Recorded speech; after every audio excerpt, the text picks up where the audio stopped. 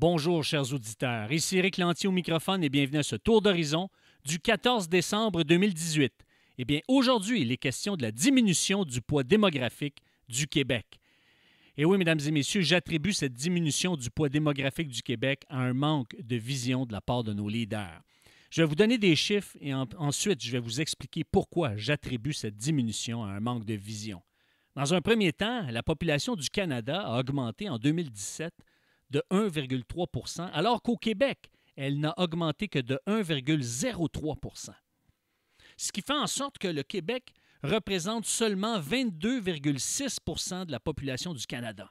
Mais ce qui m'inquiète le plus, mesdames et messieurs, c'est que sur les 85 700 personnes qui se sont ajoutées en 2017, eh bien, il y en a 31 100 qui sont des résidents permanents qui se sont ajoutés, 37 000 qui sont des immigrants qui se sont ajoutés et seulement 17 600 qui se sont ajoutés par naissance.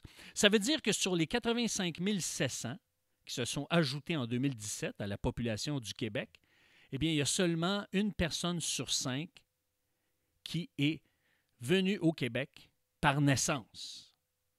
Et ça nous lance le signal qu'au Québec, on ne fait pas suffisamment d'enfants. Et on n'en fait pas autant, du moins, que dans le reste du Canada.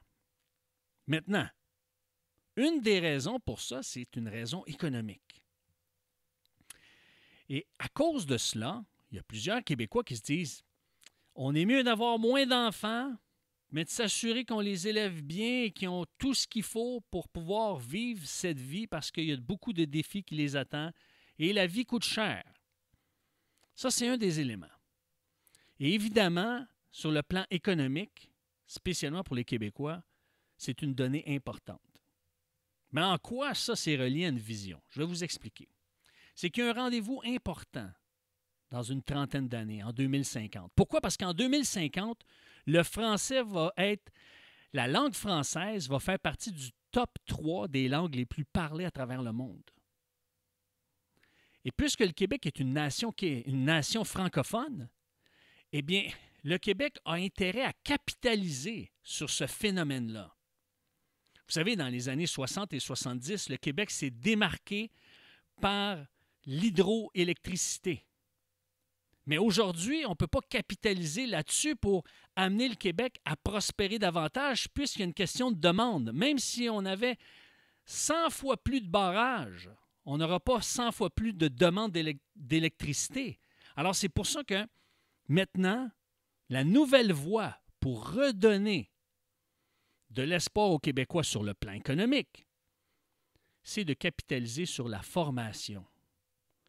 Si on se donnait une vision de donner une formation de qualité, d'avoir au Québec des centres de formation les plus performants, les plus efficients, à moindre coût, d'avoir les meilleures universités, les meilleurs centres de formation de métiers, les meilleurs centres de formation pour tout ce qui touche le domaine technique et technologique, et de dire que c'est ici au Québec que tous les gens de la francophonie vont désirer se faire former. Pourquoi? Parce que c'est la meilleure qualité à moindre coût. Et si on avait cette vision-là, on pourrait relancer l'industrie du savoir et relancer également une dynamique économique.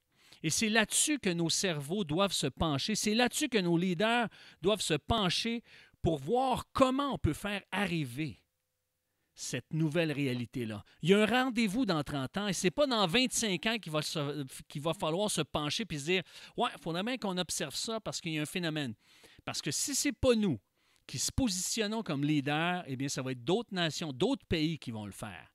Et je crois que c'est un rendez-vous pour nous. Et même, vous allez dire, oui, mais en quoi c'est relié à la spiritualité, tout ça? Mais savez-vous quoi? S'il y a un rendez-vous, s'il y a un boom démographique ici, si justement on attire des gens de partout de la francophonie, eh bien, on va devoir s'y préparer, nous aussi, les gens de foi, pour faire face à cette nouvelle réalité.